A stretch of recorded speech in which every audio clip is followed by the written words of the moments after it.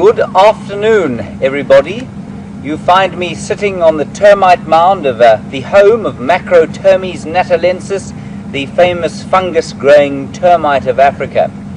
In my one hand I have Chloris roxburghiana, simply because it tastes nice on a pleasant and relaxing winter's afternoon. And in my other I have Ozeroa paniculosa.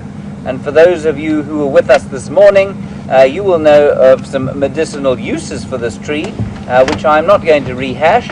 I might quite like to see if any of you remember what they were for, and the somewhat strange method of their administration. So it's a really gorgeous 23 degrees Celsius, 74 degrees Fahrenheit here in the Greater Limpopo Transfrontier Park. The little piece of that vast wildlife haven that we're sitting on now is just 1,500 hectares, and it's called Djuma, and the little bit that we traverse to the west is called Arathusa. If you're with us for the first time ever, welcome. We love to have you with us. We also really love to hear from you, and that goes for you regular viewers too. Hashtag Safari Live for any questions or comments, or you can email us on questions@WildEarthTV. As far as I'm aware, we are still broadcasting in standard definition, not in HD. Oh, we're back in HD. Oh, well done. Viam is shaking his head violently at me. Viam on camera today, as you can tell. We have Jandre and Tara in the final control room, pushing all the buttons and twiddling the knobs as is necessary in these things. And then on the other vehicle we have got Brent and Andrew the Artvark, I think they call him. Yes, I'm not sure why. I call him El Bandito.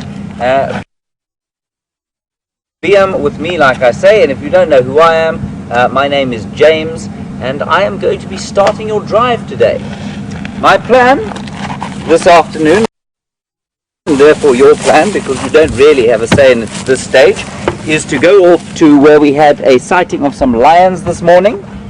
We had the Nkuhuma pride.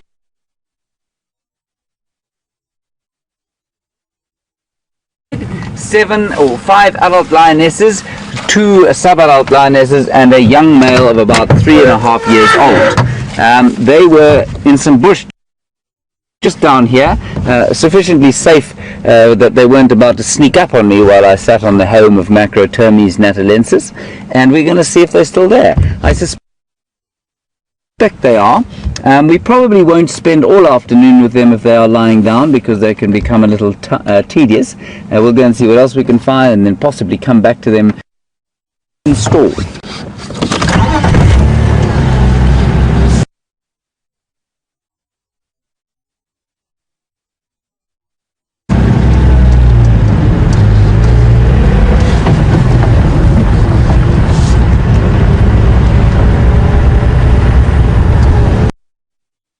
So the lions were down and to the left, or if you're more cardinally minded, to the south and to the east. And I'm hoping that they're in and around that area. They don't tend to move a great deal during the day.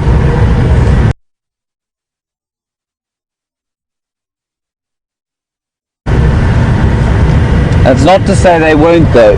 It's not very hot, it's very pleasant, but it's not that hot. So they may or may not be there. The great positive thing about that though is yesterday we chased them through some tremendously thick bush, and we won't have to do that today, I hope, because, the area that they're in is that much clearer than the one they were in yesterday.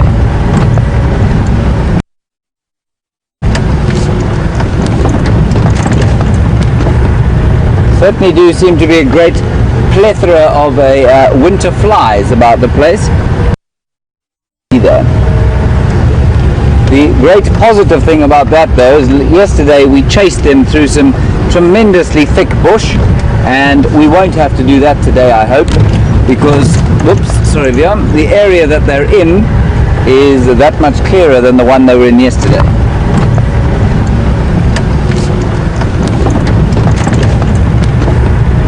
Certainly do seem to be a great plethora of winter flies about the place.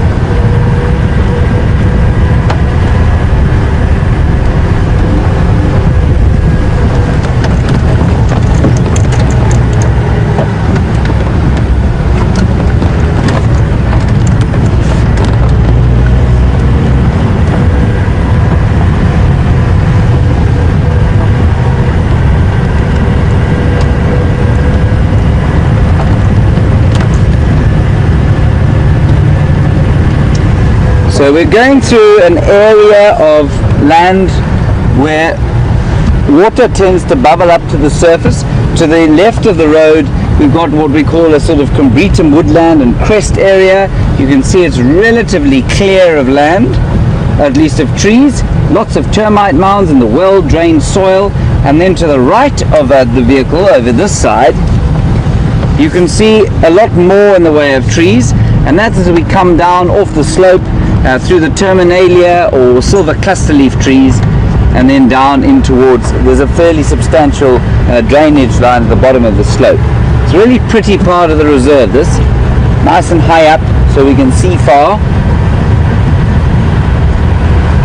The Lowveld is mainly sort of rolling granite hills, so it doesn't have a huge amount of obvious topography.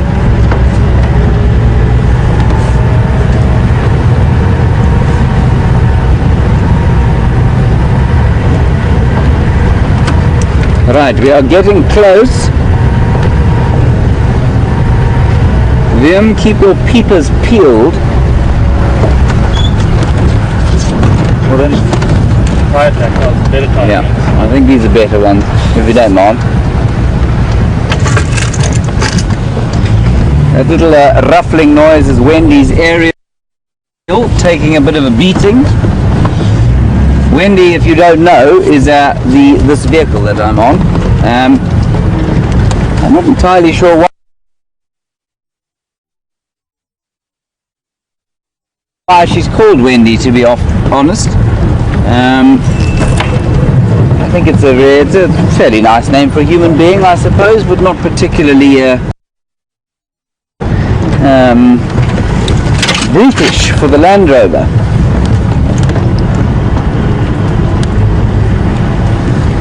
Right, now they were found this morning just in here.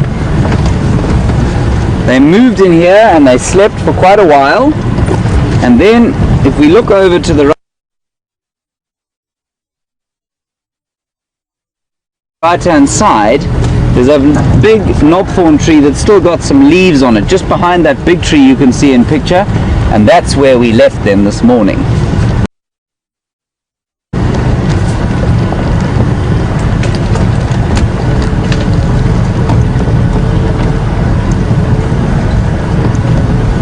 We're going to I want you to try and pretend as we go in. I mean, I really don't know if they're there. I haven't been in to check. As we go in, pretend that you're on foot. Pretend that you're walking through here. You don't know that there are lions, but just try and picture what you would be looking for, where you'd look under the bushes, and as soon as I spot them, if we spot them luckily, I'm going to stop and turn off. I'm not going to tell you where they are, and just see if you can spot them. I'll get VM to sort of pan as though he's sort of scanning with his eyes.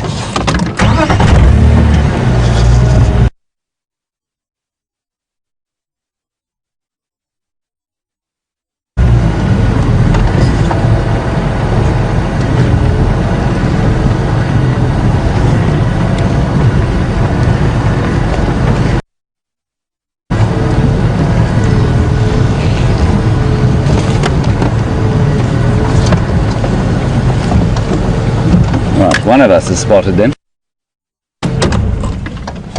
The other has not. Vian, can you see them? Okay, can you see them from here? Okay, he can't see them from here. So I want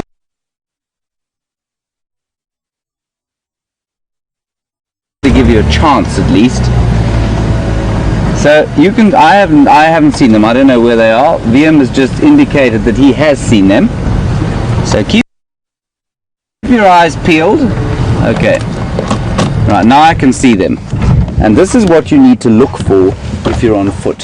VM, just scan sort of from side to side and just see if we can't pick it up. So that's basically the view in front of the car. Now if you pan to the left,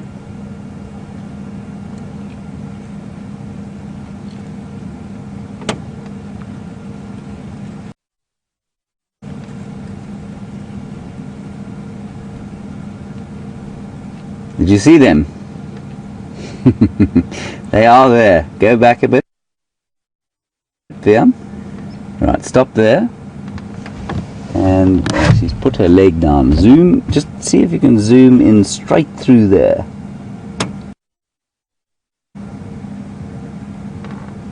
And now all I saw was the underbelly, the light colored underbelly of the lion. You can't actually see her from there. She's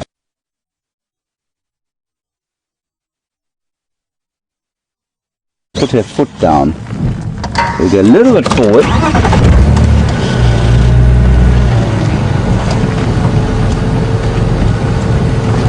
Right, you should be able to get that. You got it there, VM? Just over the edge of the stick here. That's it. Yeah. Now you got to just go straight in there.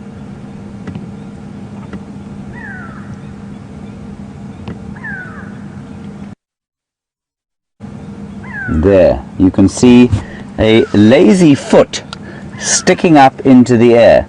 Now if you're walking, that's what you got to be looking out for, because the lion, I mean, if her foot wasn't up there, you could almost walk up to them and stand on them. Right, let's go in and see what they're up to. I suspect not very much.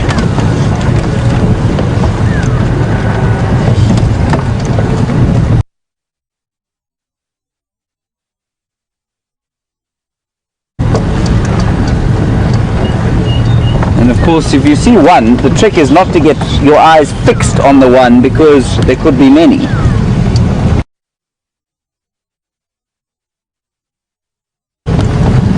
Which indeed there are.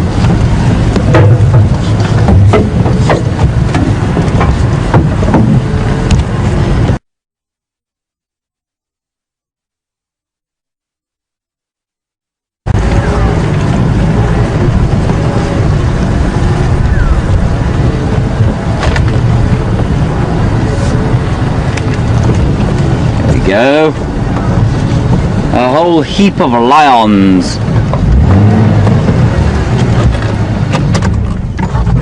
We'll just stop here for a little while, see what they do.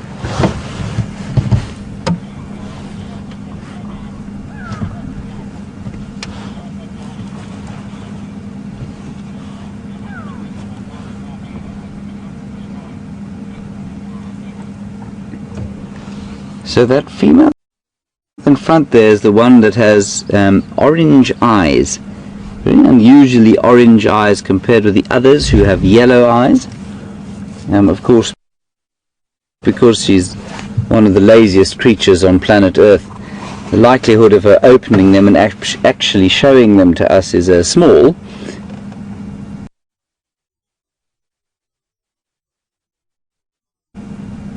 But that does differentiate her from all the others here.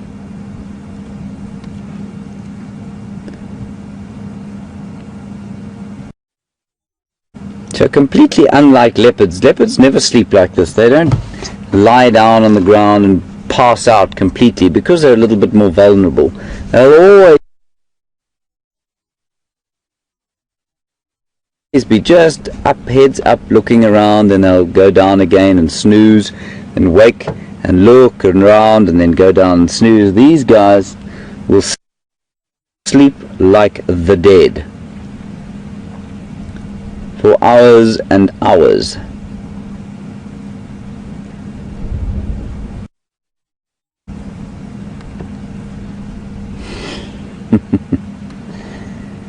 And that's a 3.5-year-old male. Those who don't know, that the Twitterverse has dubbed Junior. And I saw some photographs today of the so-called Birmingham boys. Oops. Slight winter chill she's got. And the Birmingham boys are a group of 5. From the photographs of them, they would look to be 4.5 to 5-year-old males, and they're pushing south now, maybe coming into this area.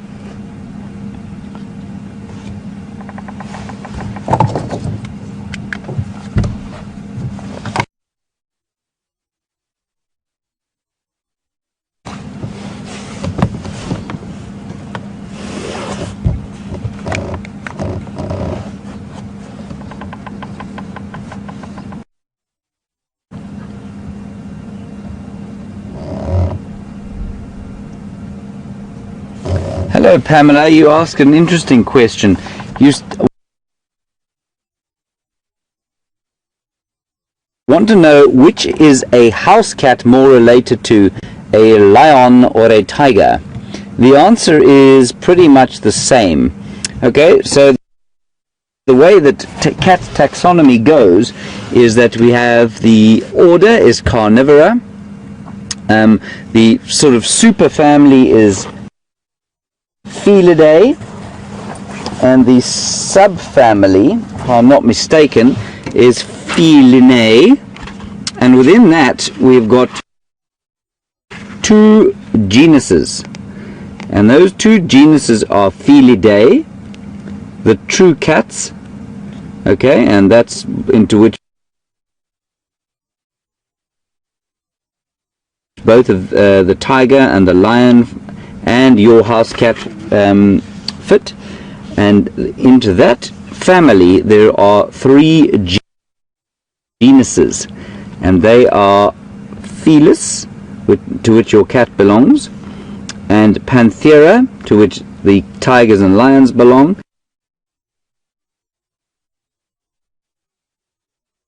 and Achionyx, to which the cheetah belongs. That's in southern Africa. Well, Panthera is not in tigers aren't in South Africa, obviously, but Panthera belong to the same, tigers belong to the same genus. So, just to summarize then, they're part of the same family, but they're not part of the same genus. So, just to give you an example, I don't know how biologically minded you are, Pamela, or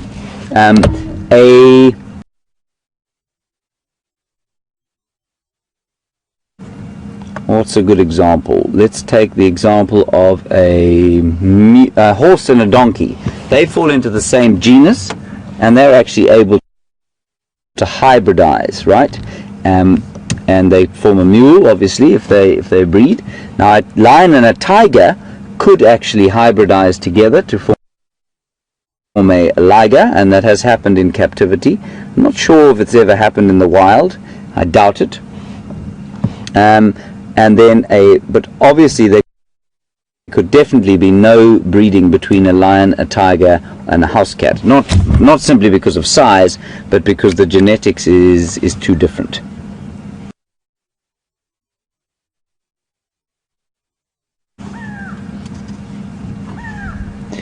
Hello Ginny, you want to know if they ate last night? They didn't, I don't think. They may have caught a scrub hare or something like that, but they definitely didn't eat anything decent sized. 2 nights ago they were sharing on a buffalo just south of the reserve, with some other, with the male lions that dominate this pride, and then I think they were chased off by another pride, and last night they didn't eat. The youngsters, the sub-adults, are looking very, I'm going to use a wonderful Afrikaans term here, skraal, which means skinny and hungry, and the rest of the females look okay, and Junior, the male, has obviously eaten quite substantially 2 nights ago, but I don't think they ate anything last night. unless it was something very small. So I think they will be looking to hunt. Not now, obviously. Now they're just looking to rest in the most compromising position they can. I wonder if Junior realizes how astonishingly inelegant that her pose is.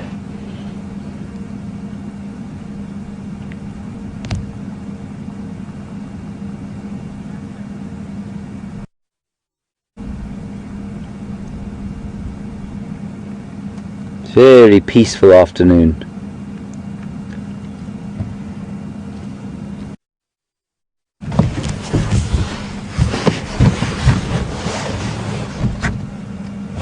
Okay, we're just going to go around the side of them quickly and see if we can't get a bit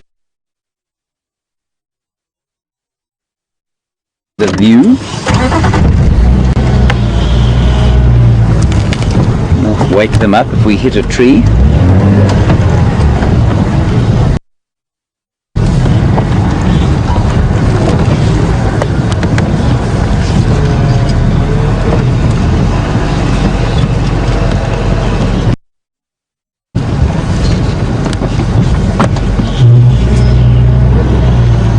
That isn't the orange-eyed lioness that I thought it was.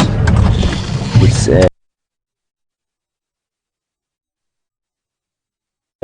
she's also yellow-eyed.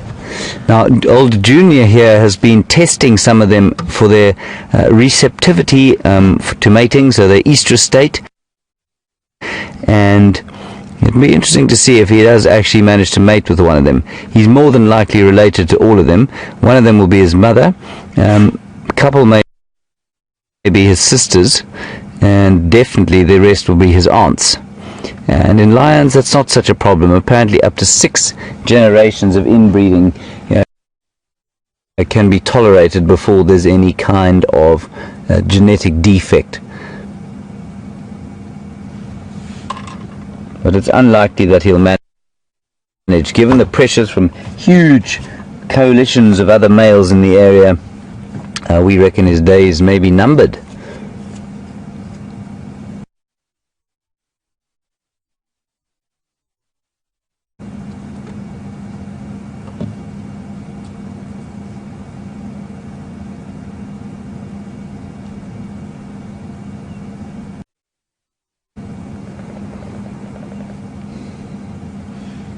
So I just want you to listen for about 20 seconds, and I'm going to tell you what I can hear, and you'll get an idea of why these lions are lying here in sweet, sweet repose.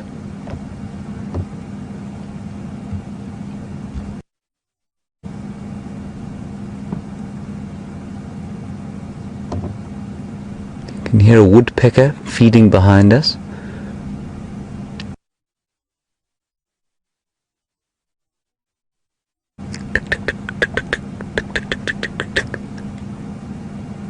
Some pied shrikes, magpie shrikes, sorry, calling off to the far left.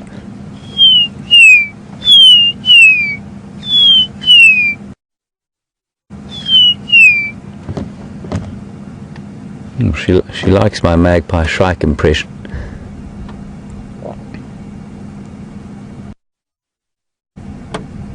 Lovely cooling breeze coming from the south. See, just making the grass move a little bit.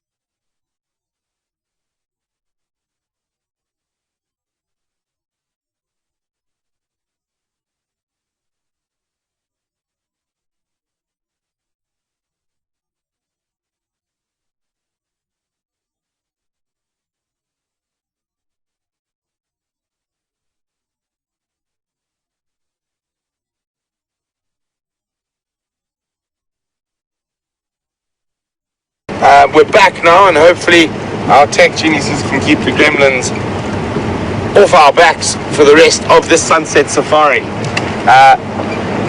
Unfortunately, due to that, I left those leopard tracks we're looking at. I'm quite sure they are old from this morning, or actually from last night, and they were followed up much further south and west from where we're heading at the moment.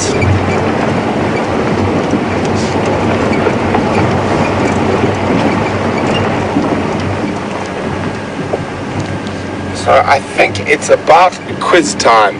So why don't you guys let me know what type of quiz you would like to do this wonderful sunset safari. Would you like it on animals, on birds, on... Oh, no, false alarm. On animals, birds, trees, grass, insects, whatever you would like. Let me know what you guys would like to have a quiz on. You can send those answers to questions at WildEarthTV or use the hashtag SafariLive on Twitter.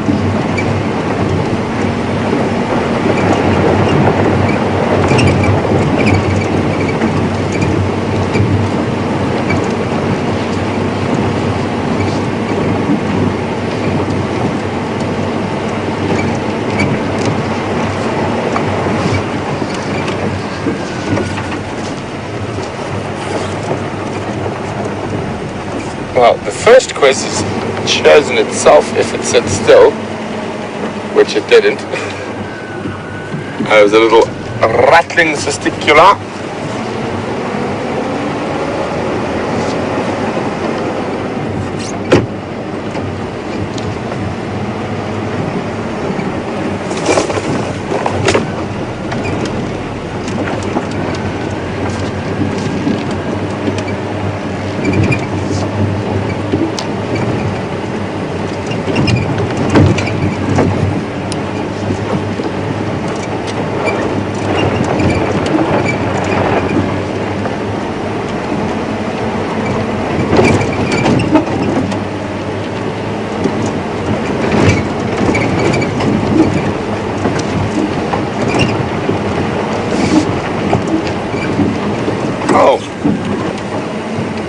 Hello, striped donkeys. Try to get you, so where? Up there, sounds good.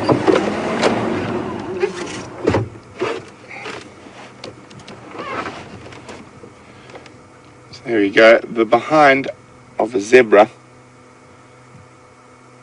You can see a few behinds. No heads, they are in quite thick bush. Some more popping out there to the left. Again, I don't think we're going to be able to see very much. So maybe if I move forward a little bit, we might be able to.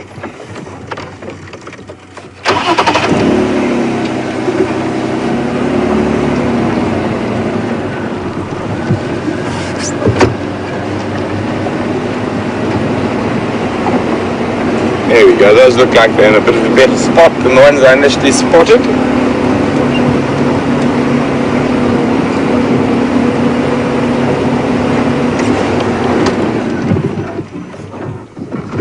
Oh, it looks like that one's been one closest to us having a nice roll in the dirt. You can see the sand on the side of its belly.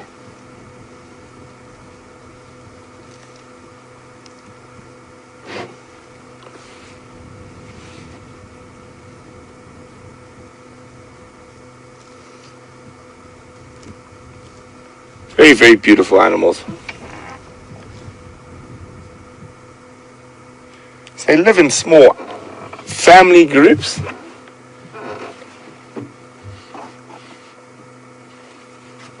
With a dominant stallion, and he keeps a little harem of females which he'll vigorously defend against others, and very aggressively as well.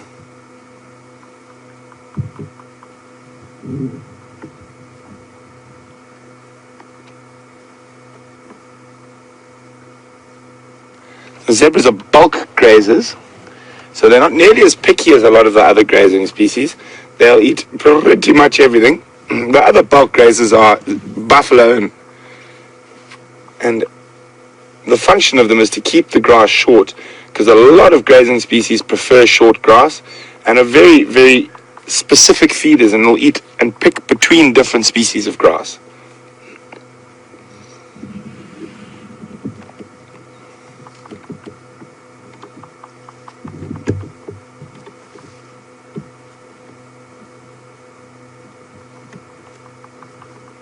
You can see that vibration on the skin almost. So it's actually a nerve reaction, and that is one of the ways zebras try to keep flies off themselves, and domestic horses do it as well.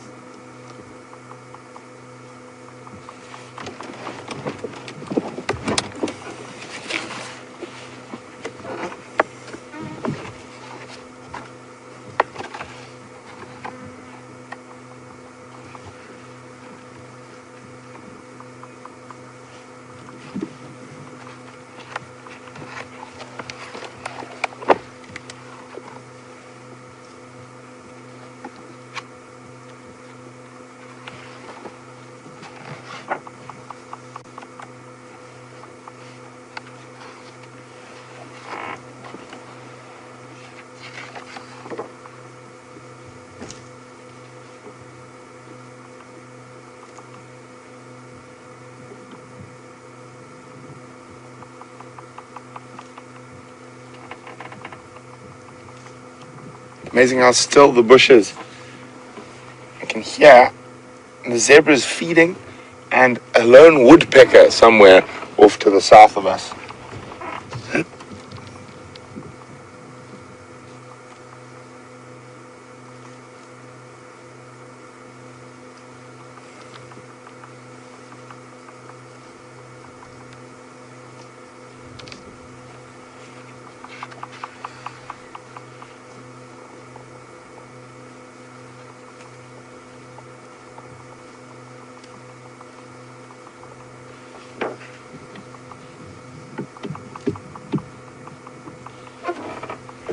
We'll move forward a little bit, see if we can see the rest. I think there's some foals and mares further back.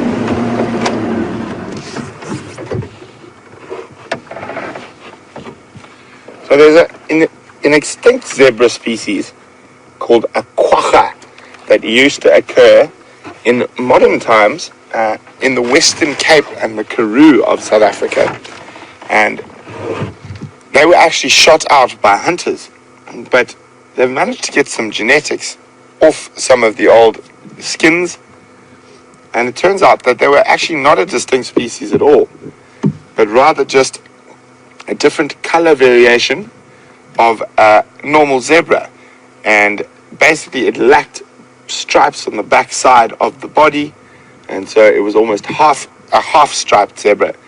And there's an interesting project that's going on in the Karoo National Park, and they are busy basically taking lighter colored zebras and trying to breed this color morph back, and actually having quite a lot of success. We got to a stage now where quite a few of the zebras in the population do not have stripes on their back legs. So a very interesting project going on there.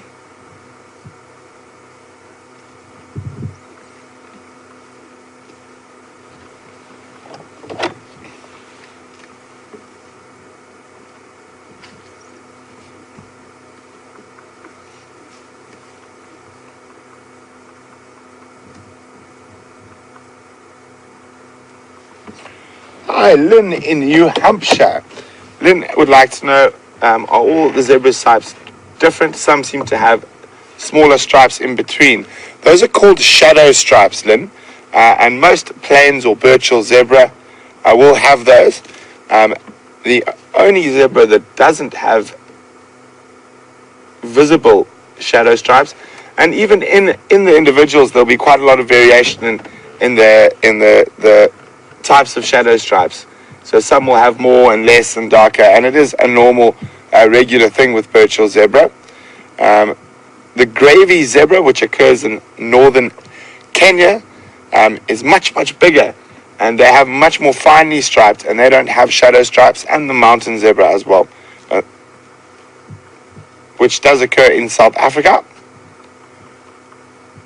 There's even a national park called Mountain Zebra National Park.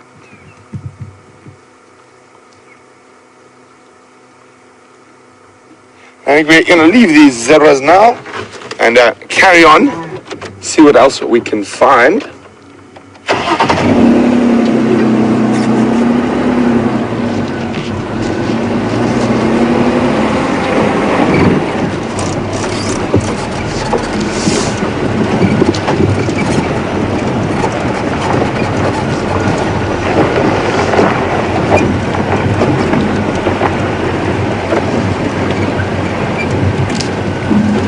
Hi, Patricia from San Diego. Welcome on the Sunset Safari, Patricia.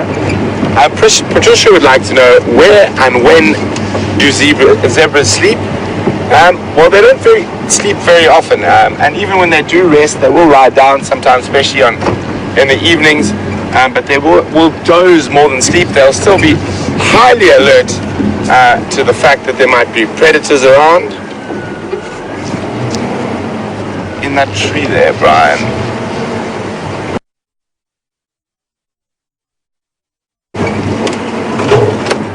Hopefully he comes out of the shadow. Just gonna have a quick look with the binoculars.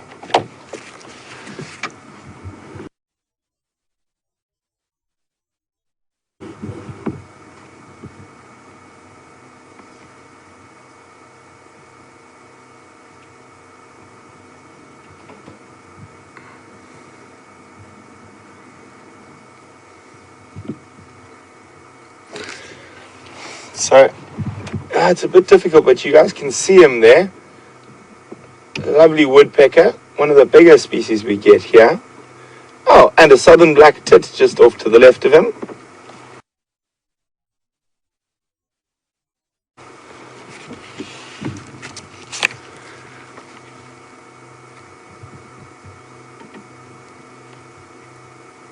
I think that's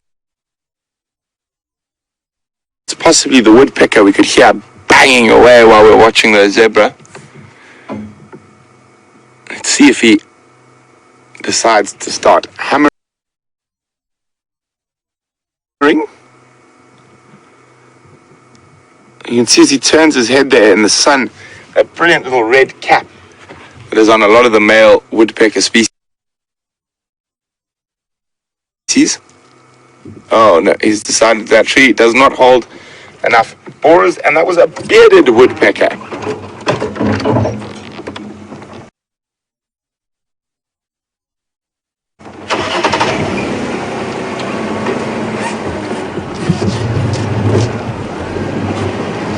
So Brian, where are all the leopards hiding? I wish I knew. They are seriously giving us a hard time at the moment. But I'm not going to give up, don't worry. Even if I have to go pull one out of the bush by the tail.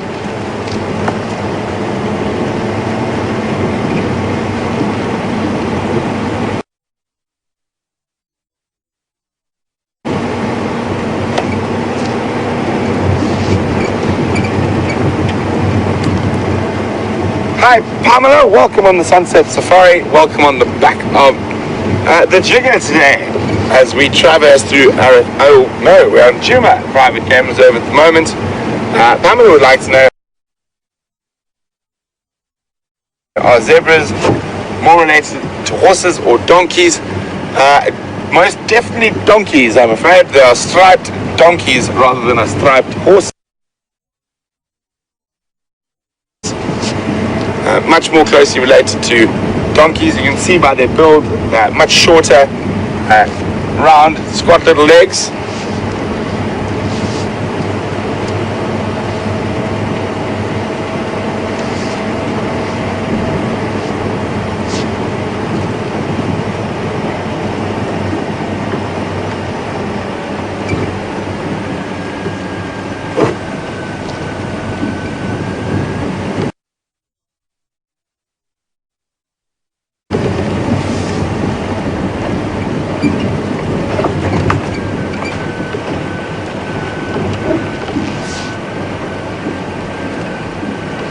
Sorry guys, I'm just listening to the Game Drive channel at the moment. A lot of the vehicles are getting moving now, so we'll be trying to figure out who's going to check which roads to maximize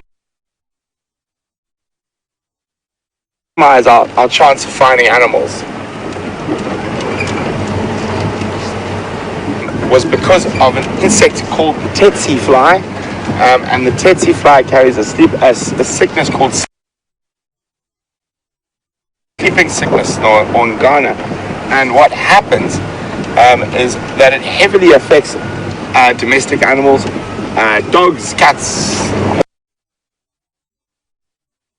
horses, and donkeys, and cattle and oxen. So they tried to domesticate the zebra as a pack animal that would enable people to move through the areas that had sleeping sickness without their livestock dying constantly. But it turned out to be a very big waste of time, and apart from being very, very temperamental and violent, zebras are very violent and aggressive. They do not have the body structure to be a beast of burden.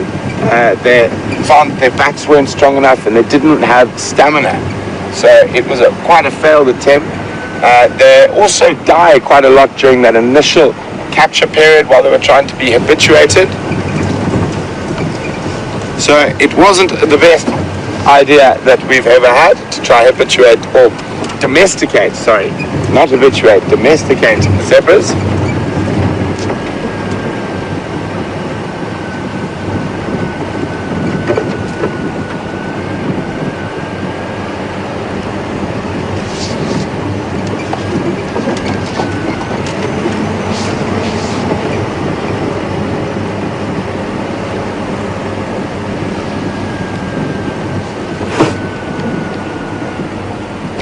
Hi, Cindy from Tennessee.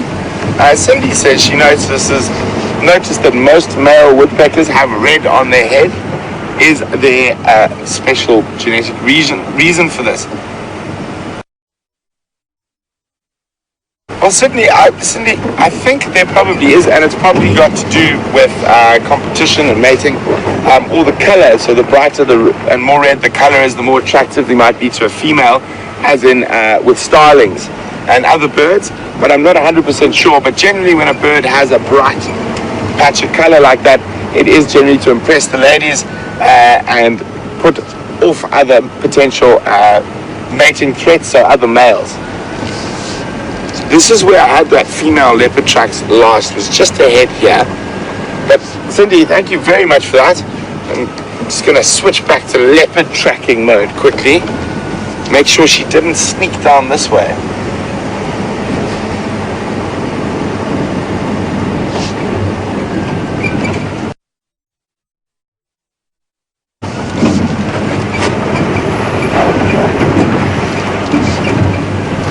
So while we check carefully for where this female leopard's gone, we're going to cross it back across to Jamesy, see what he's been done, see what he's been up to, and we'll be back with you a little later in the show.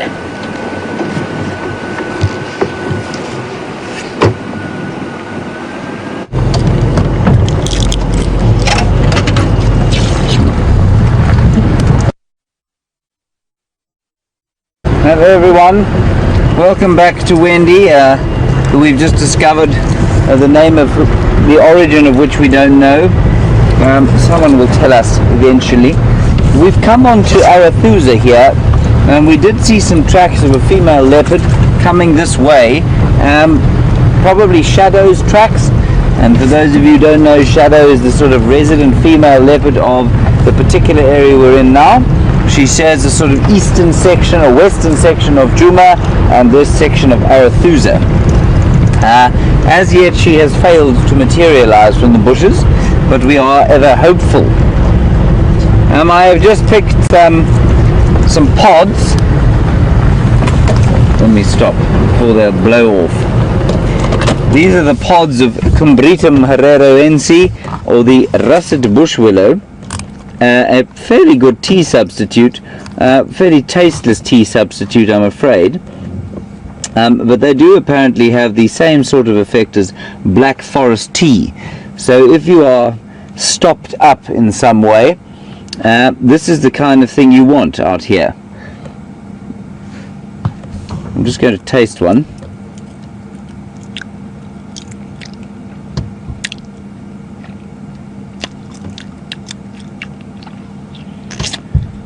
It's not bad. I think I'm going to keep that in my mouth for a while.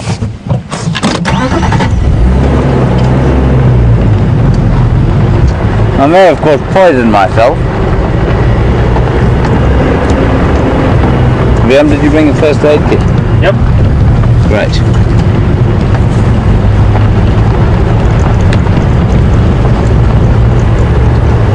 It's a little bit difficult looking for leopards because they're little. They walk lightly, but they are quite confiding in these parts, which means that they are not averse to being viewed. So we drive very slowly along here and just see if we can't find the tracks on the road and then follow from there.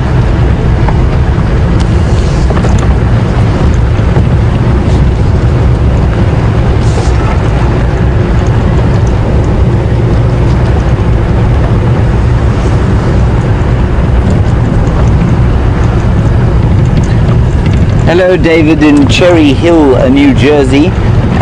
Lovely question, and I was actually just thinking precisely the same thing.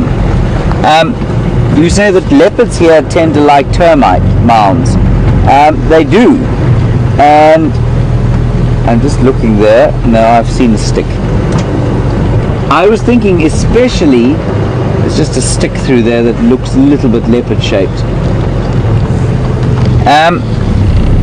But they, especially Shadow and her cub, they both seem to like especially to like termite mounds from what I've seen. I mean, I've only been here 4 weeks, so it is quite interesting. And we don't have a map of the termite mounds, no.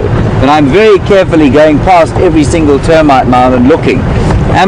You know, obviously animals will use termite mounds because of the vantage points that they provide.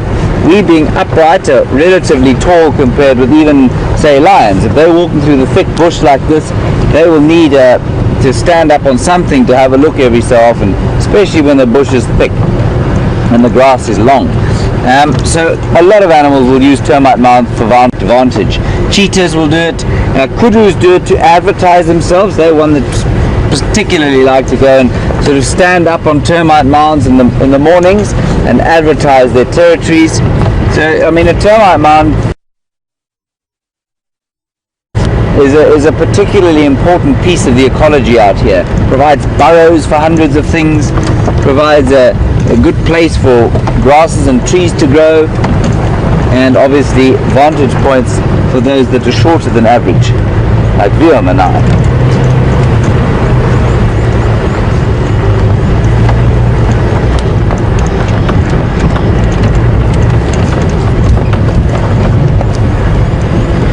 So it does pay to drive extremely slowly through here, because you can drive past a leopard in seconds without realizing it.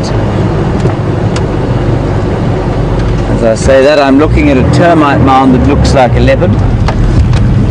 Everything starts to look like a leopard after a while when you're looking for them.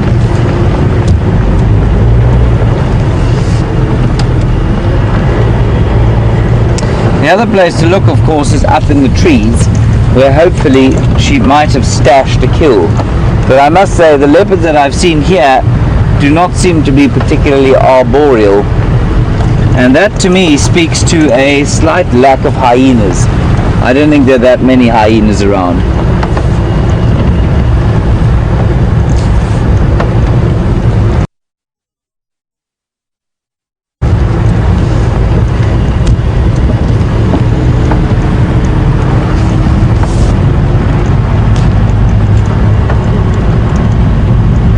Nothing just yet.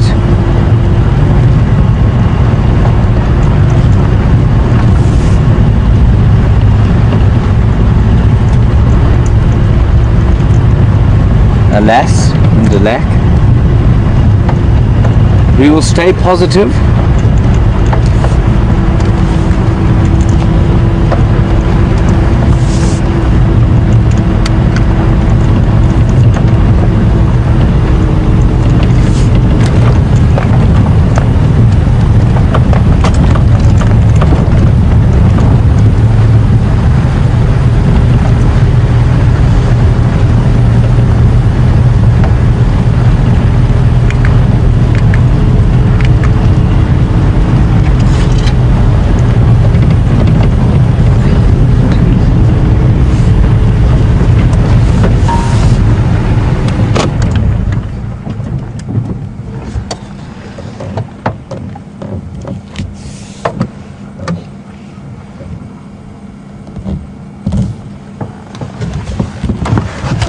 Hi there, Genevieve in New York. I'm just stopping here to have a listen. It's always a good idea to just stop and turn the big V6 off, and so we can have a listen and see if there aren't any alarm calls.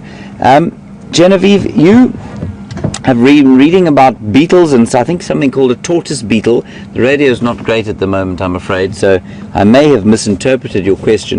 And you read about something that they create. I'm going to guess, I couldn't hear exactly, but I'm going to guess a fecal something or other. Oh, I see, a fetal shield. No, I don't think our dung beetles do create a fecal shield at all. But what they do create is a very hard ball, some of them. And this very hard ball, you can find sometimes they lay their eggs. This is one particular species of dung rolling beetle. It lays its eggs in a ball of dung, and then covers that dung in sort of hard soil, and that soil becomes extremely hard and protects the larva. When the larva hatches, it then eats the dung inside this sort of protective ball, which remains hard until the rains come. And then when the rains come, it softens the ball, and the sort of newly emerged adult beetle will come out. And so that's a kind of you might call that a protective fecal shield. I'm not sure. So yeah, maybe send through some information on fecal shields if you can. I'll be fascinated to read them. No alarm calling here. No particularly distressed animals.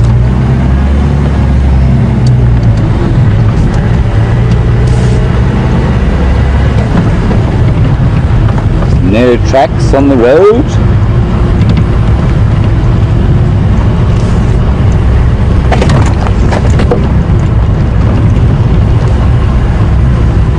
It's funny how after 2 days, if you find a few animals, you feel like you're confident, you've figured it all out, and it's all going to be easy from here on in. No, it doesn't work like that.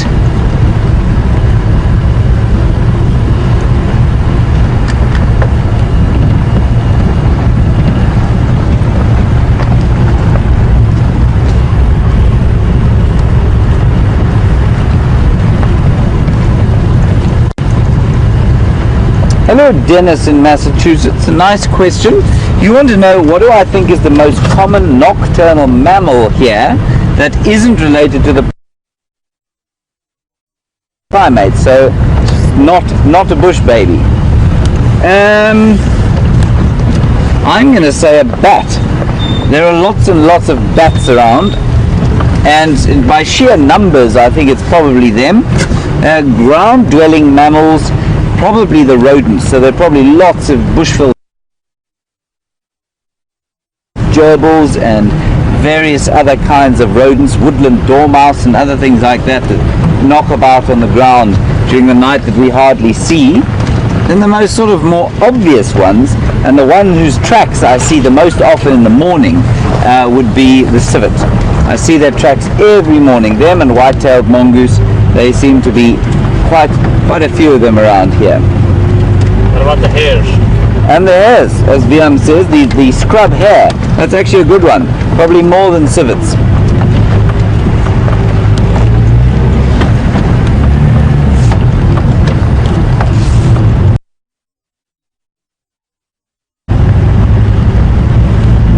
Thanks, Dennis, for that.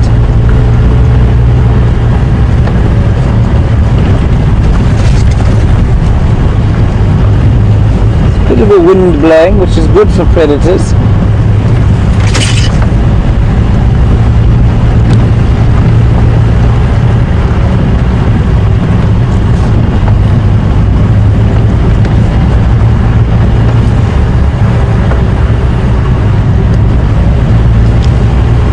Clearly not very good for us.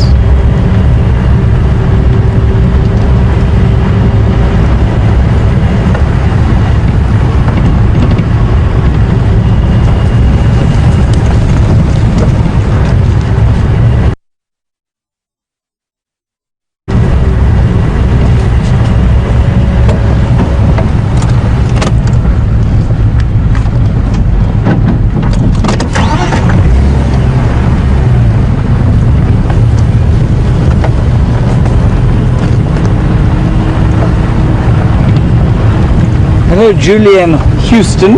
You posed a question to Brent about Red River hogs. And have I ever seen them? I have not seen them. As far as I understand, they live in Central Africa, not so much here. So they need the sort of forests of places like Gabon, rather than the savannas and drier woodland areas of this area. The only two pig species we get here are the warthog, obviously, and the bush pig, which is it's a very hog-like animal, sort of furry pig, nasty little bottom incisors, and they're very omnivorous. And it's the only carcass I've ever seen that a lion has rejected. So apparently they don't taste great to lions.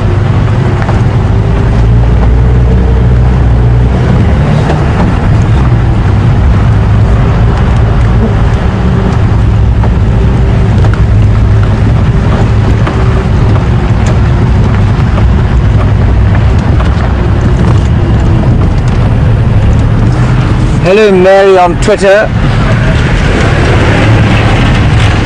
You excuse that rather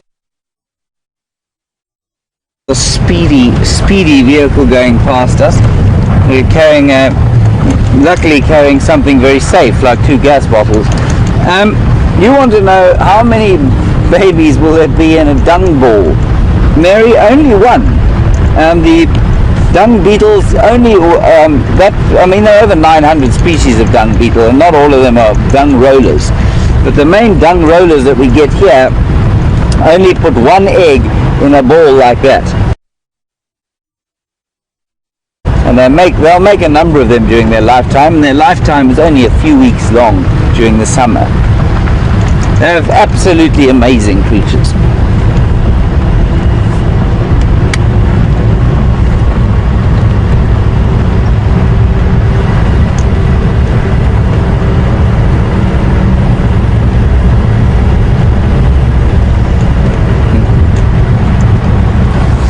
Hello, Heidi in Canada. A lovely question. How does a dung beetle larva breathe in a dung ball? I'm going to have to use sort of a fair bit of intuition and educated guessing here. I think what happens is, now remember that a dung beetle larva, which is like a small worm, doesn't have lungs like we do, or gills like a fish. It's got probably some form of spiracle that helps it to, or trachea that helps it to absorb oxygen.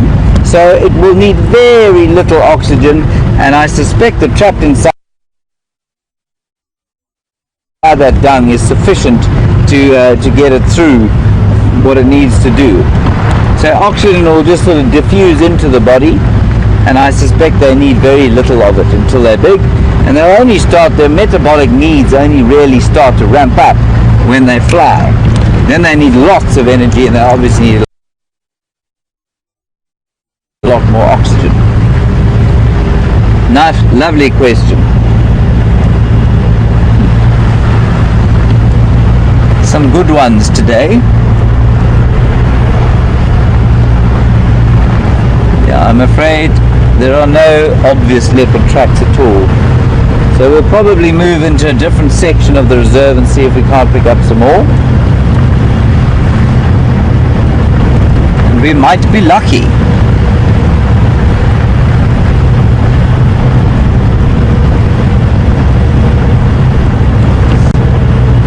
So we're going to go across to Brent now. He's also tracking a leopard, and we'll see you a little bit later.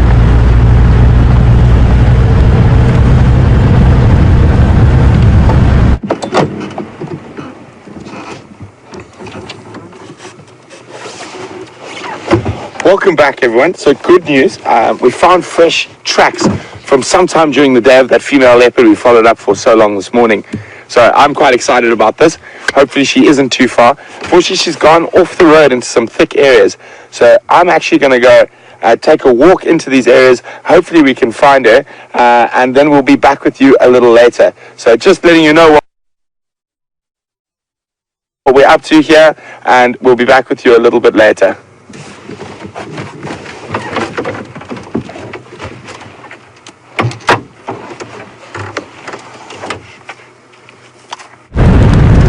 Hello.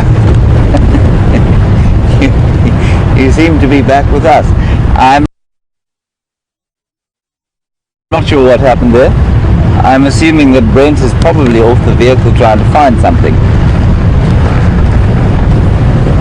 We're going to cut back to west, at least east now, back onto Djuma, towards some clearings, and see if we can't find something there. We're still in Shadow's territory, but she is behaving a bit like a shadow, really.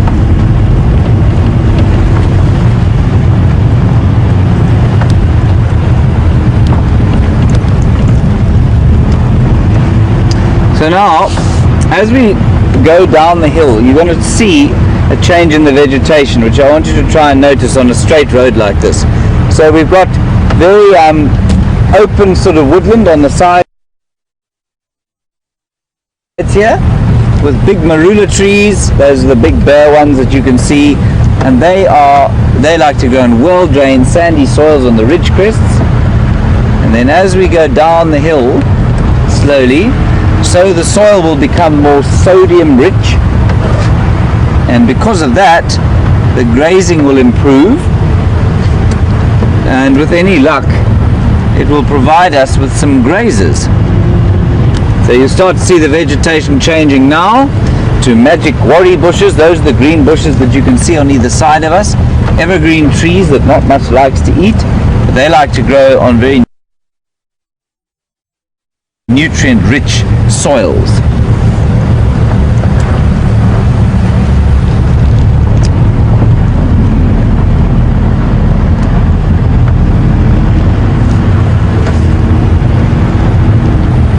Just look at that tree there.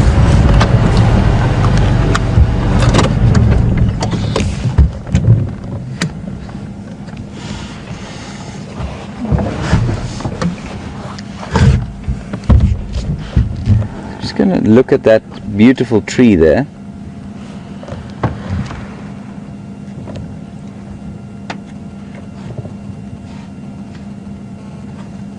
So it's a lovely, just while we look at that tree, it's called a Scotia brachypatella, or weeping boer bean, and it's Shadow's, Scott tells me that's Shadow's famous or favourite tree. She's not in it at the moment or around it, and nor are her tracks. Lovely information from Snoopy in Woodstock about the tortoise beetle, which I'm pretty sure we don't get here. Wonderful stuff about how the tortoise beetle uses or creates a shield of fecal matter and exoskeleton remnants that it carries around on its back as a defensive mechanism. That is fascinating. I'm not aware of any beetles out here that do that, but I could be wrong.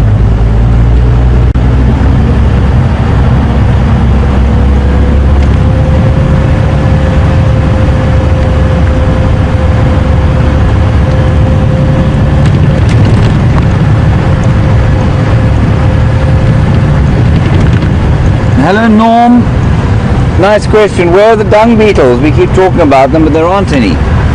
Norm, they only come around in summertime. They need the warmth, and I think they need the moisture, and so they're only around in summer. So all the eggs have been laid for the season. Some of the larvae will hatch fairly soon, I'm sure, and eat out their little piles of dung wherever they are. And then when the rains come, they'll come out of the ground, and there'll be dung beetles everywhere. Like I say, there are over 900 species of dung beetle. That's a lot of beetles eating a lot of dung. And they play an extremely important role. I'm not sure if you've heard the story before, but in Australia, when they imported all the sheep, You've often seen those caricatures of Australians with hats on and the corks flapping, and the corks were there to try and get rid of the flies. Now the flies were there because of the sheep. We've got some wildebeest here. We're going to stop and have a look at them. Ooh, this is actually quite interesting. So we'll look at those two first. There are actually 3 here. I'll just quickly tell you the dung beetle story. And in Australia, the sheep put dung everywhere, and obviously there are no natural dung beetles there in Australia. And so they imported a whole lot of South African dung beetles to eat the dung, and in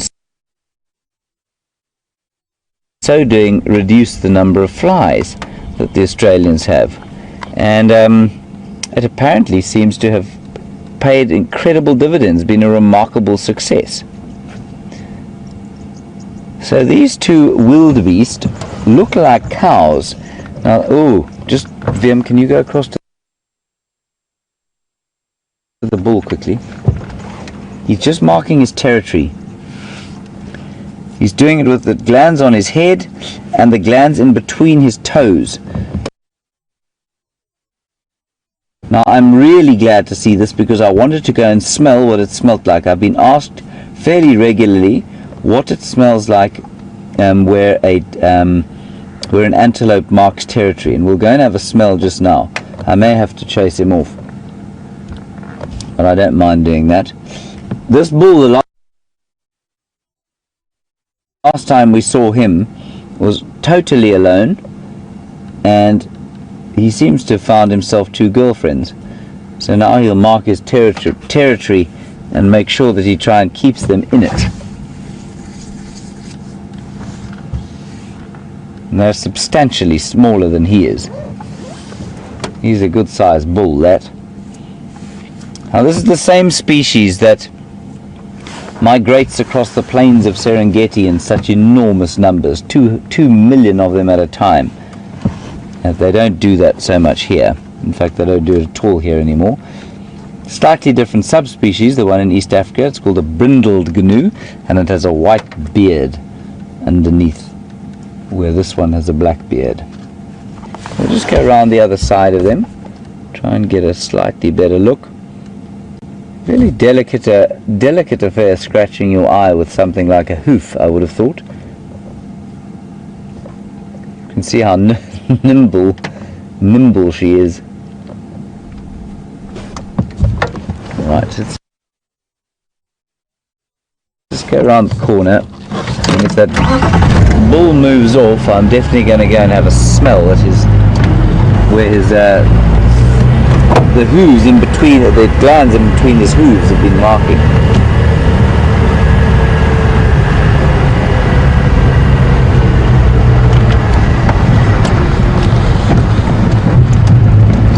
Hello.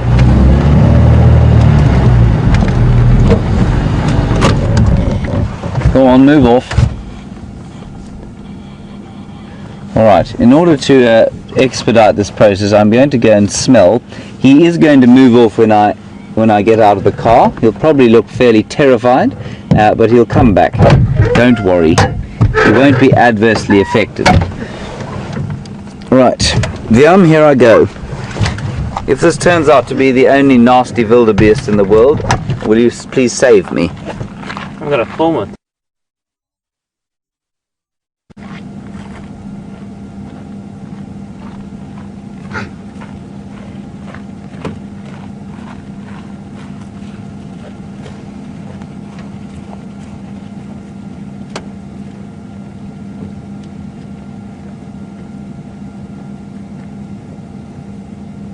Right, here he has been marking, and I'm going to smell.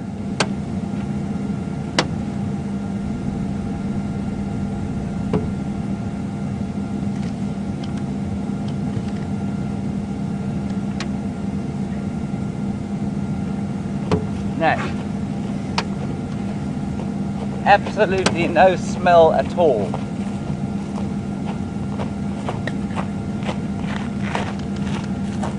Now, I consider myself to be somebody with a particularly sensitive nose, and I stuck my nose right on the ground, as you saw, and I smelt nothing. So, we as human beings obviously have a far less sensitive sense of olfactory, or far less sensitive olfactory sense than most of the other animals out here, and so that's probably why. It's also probably because I'm not programmed into the pheromones of a wildebeest, right? And it's probably quite important that only the specific species that he's trying to mark for can smell it, otherwise he might attract the attentions of predators. So that's what my postulation is. I'm rather disappointed by that, because I thought maybe I'd be able to smell it. Anyway, I'm not a wildebeest cow, thankfully. Yeah, maybe you should have gone to do it. Your nickname's the wildebeest.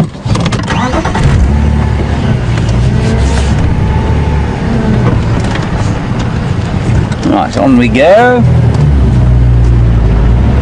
There's a kudu just up front.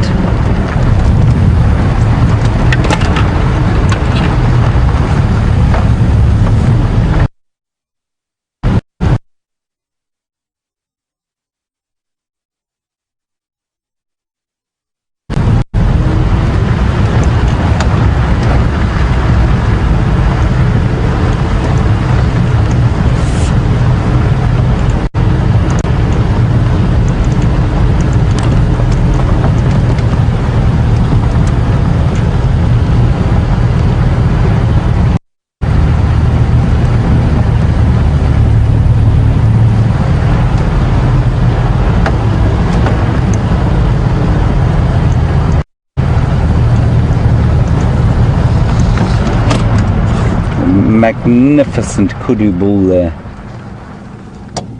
Look at that. Isn't he great? 1, 2, 3. He's probably about 5 years old, 2.5 full turns in his horn, disappearing off into the bush. And there's some more here to the right of him. 2 more there. 2 youngsters following the big bull. Some nice information there from Karen, thank you, about the origins of the name Wendy. You say that there were only that Wendy was named for because she's apparently the ultimate vehicle, and there were only 50 of these BMW Land Rover Defender 90s made with a 2.8 litre engine. I, Karen, am going to beg to differ with you there. I think there were far more than that made, but you may be right. But far more than that made, but you may be right. But apparently, Graham, who's our chief executive and the brains behind this operation, was buying another one of these, and she got away, and this one came along, and so she was named for the one that got away, Wendy. I'm still confused as to why Wendy is an appropriate name, so I think maybe we should suggest some more sort of rugged Land Rover-y type names for her. Now there's another kudu coming across here, much more nervous than the others. The others have just kind of followed on behind the big bull that went first, and this one's moved quite a long way away from us. And you can see the different shape of the horns.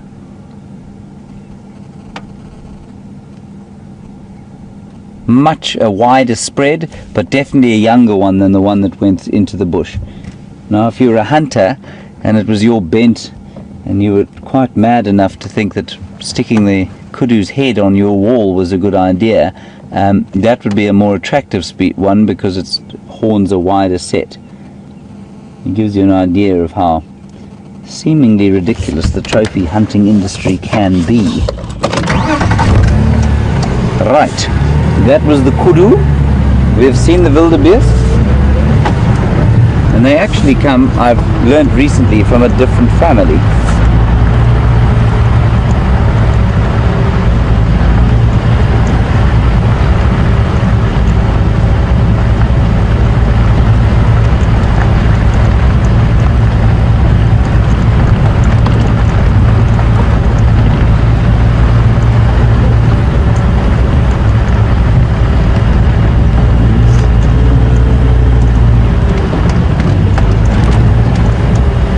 Hello, Ruth in Costa Rica, and Pamela. Pamela, you wanted to know if those are blue wildebeest. They are blue wildebeest. And Ruth, your original supposition that they were called wildebeest, meaning wild beast, is in fact totally correct. The reason I say wildebeest every so often is because that's often how people who don't speak Afrikaans would say it, because it's spelled WILDEBEEST. And so if you were just reading it as an English-speaking person, you didn't know anything about Afrikaans, you might say wildebeest. Gnu is the more sort of English term for it.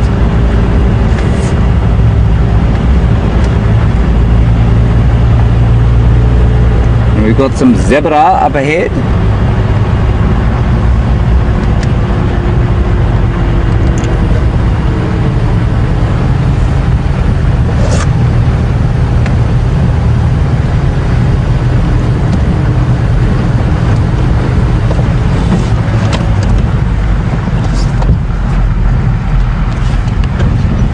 Hello, Joe in Wales.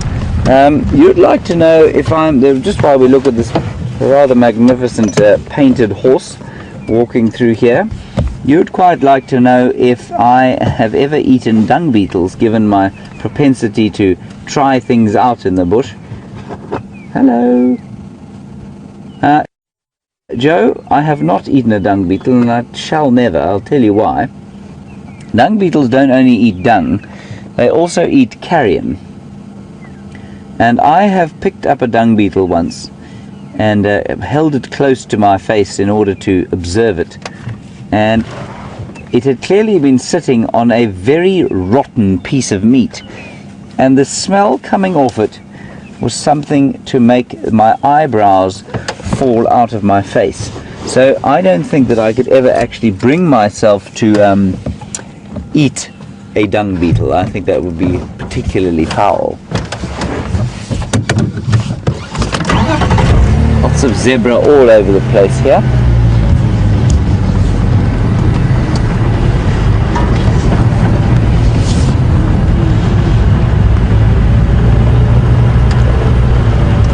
Not much in the way of leopard tracks.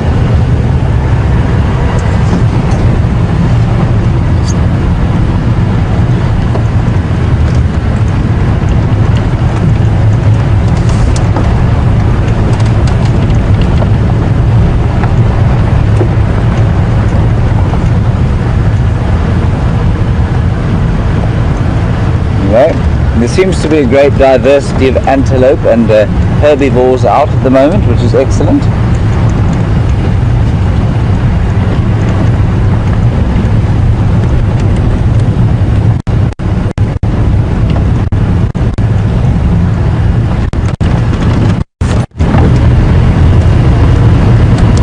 A very lovely question about horns, and we had it in a similar way the other day, and I didn't know the answer, and I went and I looked it up.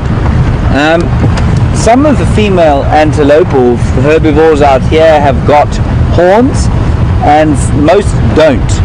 And so the question comes, why do female wildebeest have horns, and say female impala do not, nor do female kudu?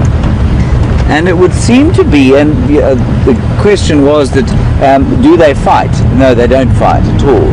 So, the other question is, the only other obvious reason can be for them to defend themselves against predators.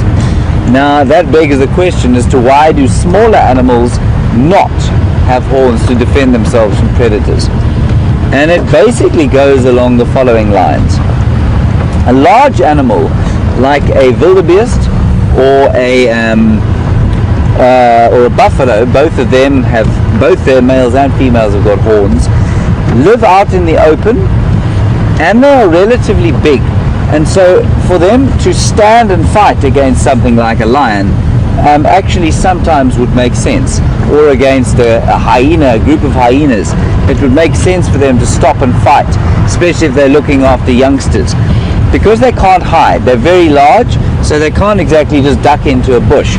So if you look at the opposite end of the scale, like a steenbok, which is a little antelope only about that big, Only the males got horns, little horns like that, and they probably do use them a lot more for territorial fighting than they would to try and defend themselves. The defense, if you're a Steenbok size, is to run away or to hide, because if you turn and face a leopard as a Steenbok, you're going to meet a very sticky demise very fast.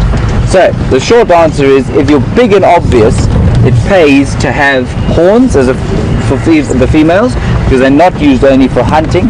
At least for the males to fight each other, they're used for defense. Lovely question, thank you.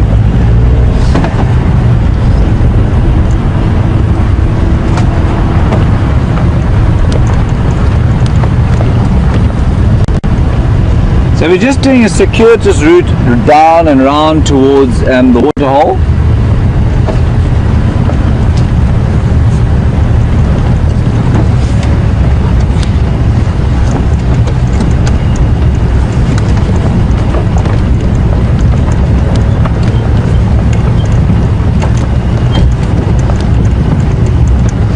Hello Angela and Boston. You want to know, why is it that those wildebeest ran away from me? It's because I'm a particularly terrifying human being. No, I'm not really. It's because we as humans are the apex predator, and that's how all the animals out here see us. And if they can't get away from us, that's what they'll do. They'll only ever become what people call aggressive if they become cornered. So I mean, a wildebeest is an extremely powerful animal that could do some heavy damage if it chose to, but they'll always choose to run away because they see us as the apex predator.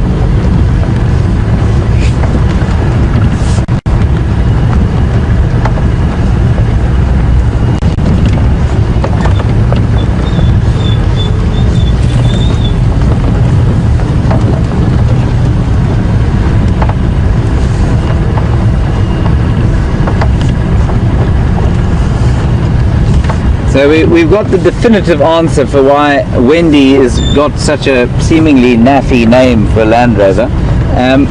Peter Braut, who's one of our Wild Earth directors, a remarkable man of exceptional intellect, he has said that Wendy was the original name given to Wendy by her first owner. Nyala. So what have we got? Nyala. Oh, we've got a Nyala. So that the name's just never changed, and that's why she's called Wendy. Perhaps the original owner named her for his mother or something. There is a Nyala.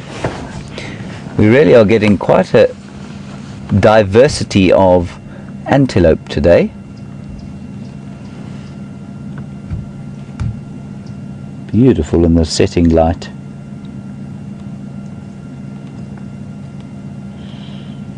The young Nyala cow, some other youngsters behind her.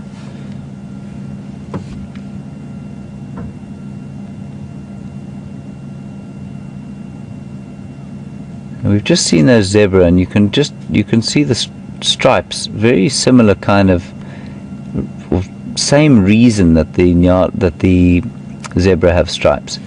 It's not so much camouflage, because if you look at them carefully, what is the first thing? In fact, let's ask everybody. What's the first thing you see about that Nyala?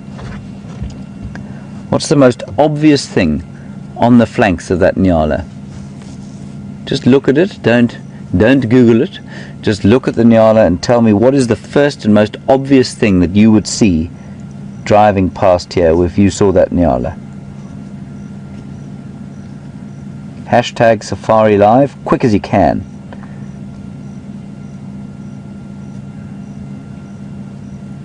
Or questions at WildEarthTV if you're emailing.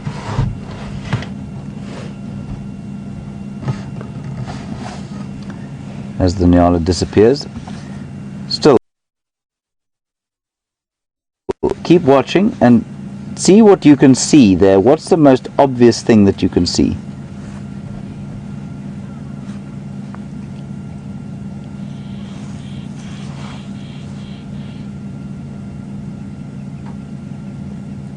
while we're waiting for some answers, you can just see her browsing away there.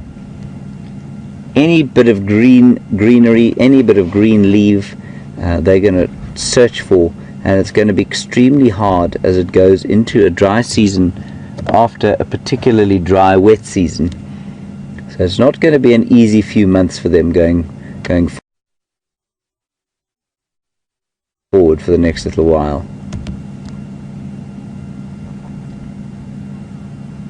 That's a lovely picture there, and that's a really nice indicator of what the most obvious thing you can see there is about them. Because I tell you what, with your eyes, if they had an absence of one color on them, we wouldn't see them nearly as easily as we do.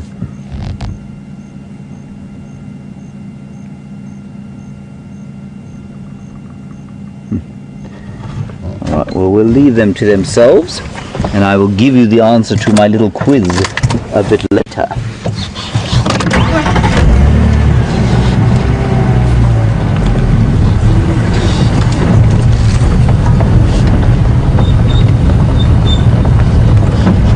Let's just have a look at this little nest here. See it there? There's a nest in this tree. I'm just going to get out and have a look at it.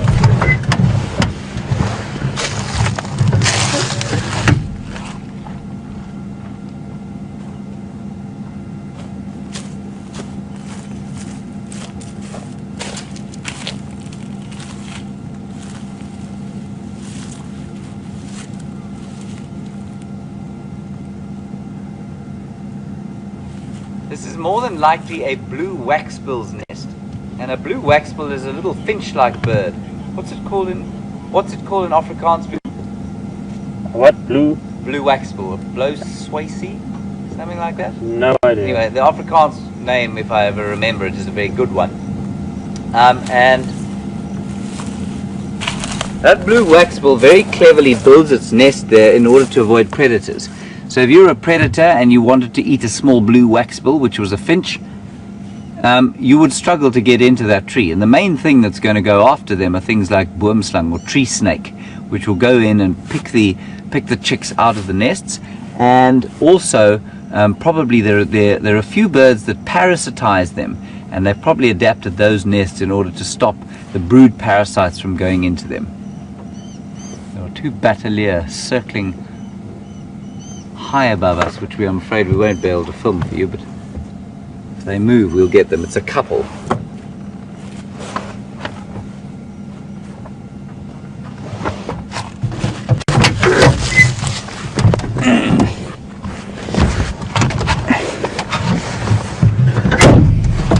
Right, on we go. We're heading towards the Gari waterhole to see what we can see, and if there are no sign of leopard tracks after that, we'll probably head back towards the lions and see if they haven't started to move.